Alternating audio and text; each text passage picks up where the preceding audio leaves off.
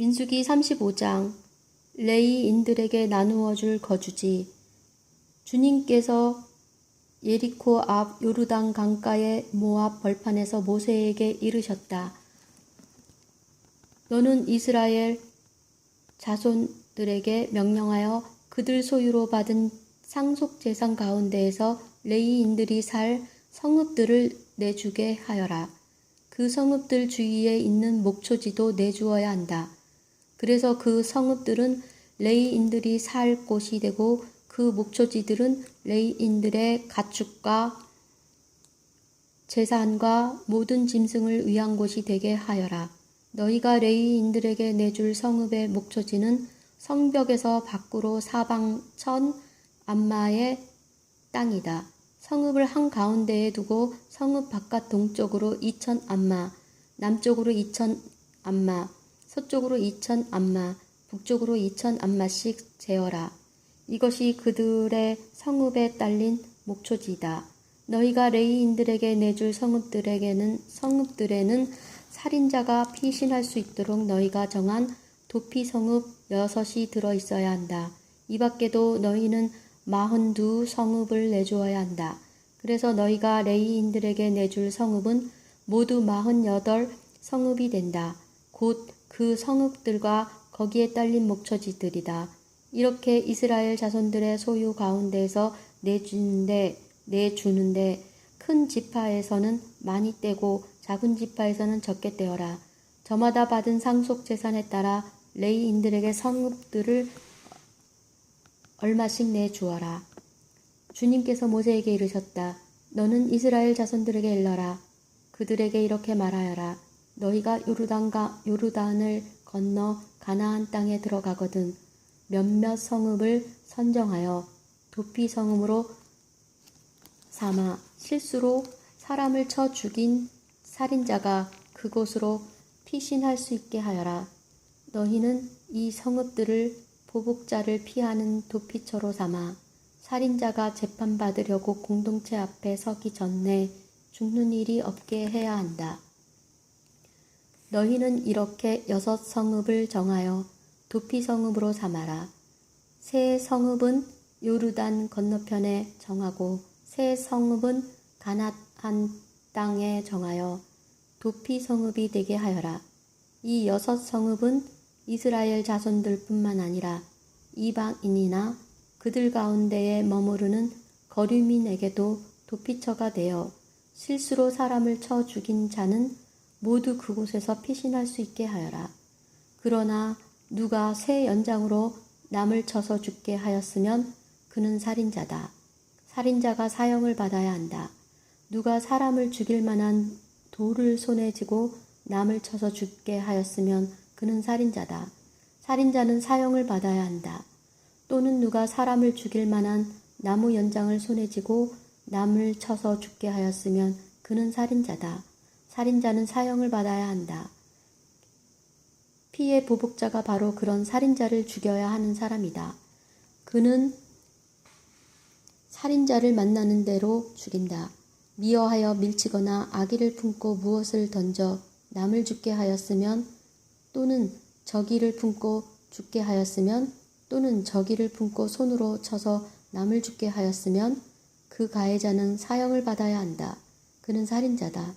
피해 보복자는 그 살인자를 만나는 대로 죽인다.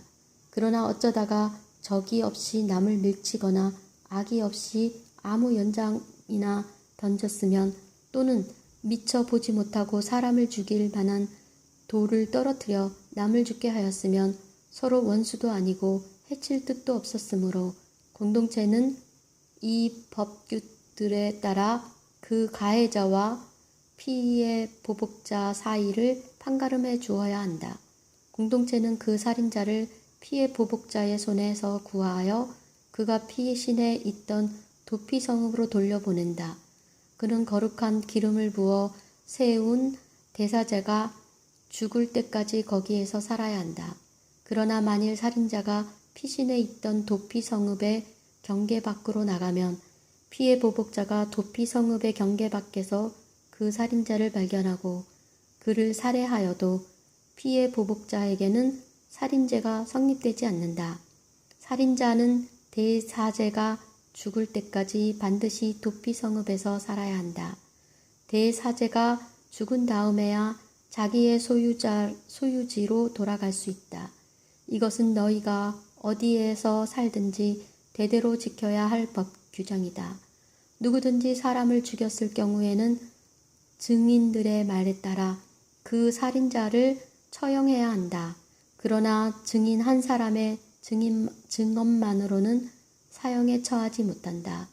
너희는 죽을 죄를 지은 그런 살인자의 목숨에 대한 대가로 배상금을 받아서는 안 된다. 그는 사형을 받아야 한다.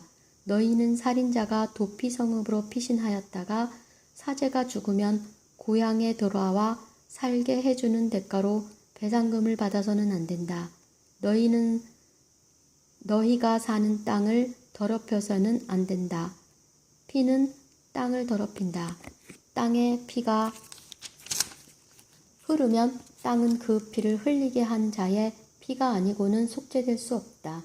너희가 사는 땅, 곧 내가 그 안에 머무르는 땅을 너희는 더럽혀서는 안 된다. 나 주님이 이스라엘 자손들 가운데에 머무르기 때문이다. 민수기 36장 여자 상속인의 혼인. 요셉 자손의 시족들 가운데 므낫세의 손자이자 마키르의 아들인 길앗 자손의 시족들에게 속하는 각 가문의 우두머리들이 나서서 모세와 수장들 곧 이스라엘 자손들의 각 가문의 우두머리를 앞에서 말하였다. 그들은 이렇게 이야기하였다. 주님께서는 제비를 뽑아 이 땅의 이스라엘 자손들에게 상속재산으로 나누어 주라고 나리께 명령하셨습니다. 그리고 나리께서는 우리의 동기 슐루팟의 상속재산을 그의 딸들에게 주라고 주님께 명령을 받으셨습니다. 그런데 그들이 이스라엘 자손들 가운데 다른 지파 사람들에게 시집가게 되면 그들의 상속재산은 우리 조상들의 상속재산에서 떨어져 나가 그들이 시집간 지파의 상속재산에 보태질 것입니다. 그러면 우리 상속재산의 몫이 떨어져 나가게 되는 것입니다. 이스라엘 자손들에게 희년이 돌아온다 하여도 그들의 상속재산은 그들이 시집간 지파의 상속재산에 보태져 우리 조상 대대로 내려온 지파의 상속재산에서 그들의 상속재산이 떨어져 나가게 될 것입니다. 모세가 주님의 분부에 따라 이스라엘 자손들에게 명령하였다. 요셉 자손 지파가 하는 말이 옳다. 슐루팟의 딸들과 관련하여 주님께서 명령하신 것은 이러하다. 그들은 저마다 눈에 드는 사람에게 시집갈 수 있다. 다만 자기 아버지의 지파에 속한 시족으로 시집가야 한다. 이스라엘 자손들의 상속재산은 이 지파에서 저 지파로 넘어가서는 안 된다. 이스라엘 자손들은 저마다 조상 대대로 내려온 지파의 상속재산에 붙어 살아야 한다. 이스라엘 자손들의 지파 가운데에서 상속재산을 이어받은 딸은 누구나 자기 아버지 지파의 시족에 속하는 사람에게만 시집갈 수 있다. 그리하여 이스라엘 자손들이 저마다 자기 조상들의 상속재산을 이어받게 해야 한다. 상속재산은 한 지파에서 다른 지파로 넘어가서는 안 된다. 이스라엘 자손 지파들은 저마다 자기 상속재산에 붙어 살아야 한다. 그리하여 슐루팟의 딸들은 주님께서 모세에게 명령하신 대로 하였다. 슐루팟의 딸들 곧 마흘라, 타르차, 후글라, 밀카, 노아는 모두 사촌 오빠들에게 시집갔다. 이렇게 그들이 요셉의 아들 므낫세 자손의 시족들에게 시집 갔으므로 그들의 상속재산이 그들 아버지 시족의 지파에 남아있게 되었다. 이는 주님께서 예리코 앞 요르단강가의 모압 벌판에서 모세를 통하여 이스라엘 자손들에게 명령하신 계명과 벌금들이다. 민수기 1장에서 36장까지 민수기 마쳤습니다. 다음엔 신명기 시작하겠습니다.